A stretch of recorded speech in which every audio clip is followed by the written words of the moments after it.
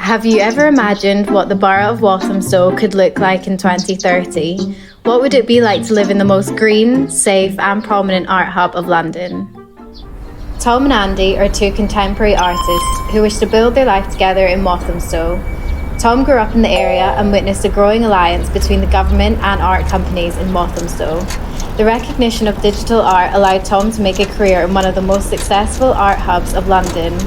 Andy lives in Dagenham and is struggling to sustain himself with his current job. Tom's office is located on the High Street, the most prominent street of the borough. Tom has a lot of work that week as Walthamstow is preparing for the annual Pride Festival. Morning. Tom was able to arrange a meeting with local investors in order for Andy to showcase his work. This would guarantee Andy a job in Walthamstow. There are too many people here, Tom. I can't find anywhere to showcase my artwork. This is crazy. I know, there's so many more artists than last year. Where am I supposed to find a space and time for the pitch next week?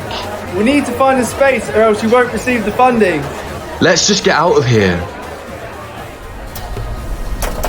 Andy. What? Why don't you show your work up there? That's fantastic, Tom. Imagine if this works out and I get to move here.